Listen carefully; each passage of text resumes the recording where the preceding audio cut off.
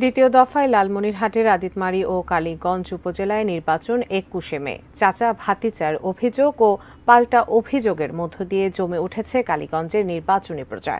সাপটিবাড়ি এলাকা থেকে আরো জানাচ্ছেন প্রতিনিধি আনোয়ার স্বপন।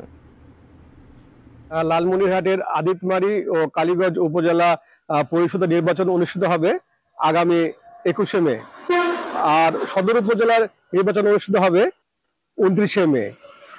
আদিতমারী উপজেলার চেয়ারম্যান পদে ২ জন প্রতিদ্বন্দ্বিতা করছেন এবং ভাইস চেয়ারম্যান পদে ৭ জন প্রতিদ্বন্দ্বিতা করছেন।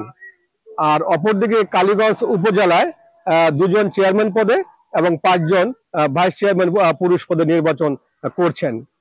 লালমনিরহাট জেলার ৫টি উপজেলার মধ্যে এর আগে ২টি উপজেলা পাটগ্রাম এবং হাতীবান্ধার নির্বাচন সম্পন্ন হয়েছে।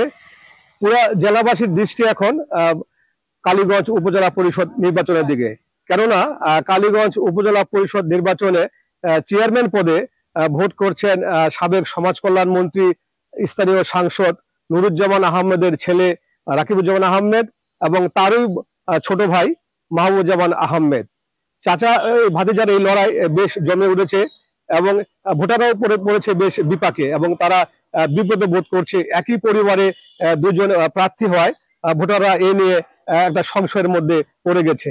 এদিকে লালমনিরহাটের অতিরিক্ত জেলা প্রশাসক মাহবুবুর রহমান আমাদের জানিয়েছে কালীগঞ্জের পরিবেশ বেশ ভালো, এখনো তেমন কোনো অপ্রীতিকর ঘটনা ঘটেনি। তারা আশা করছে ভোট সুষ্ঠুভাবে সম্পন্ন হবে।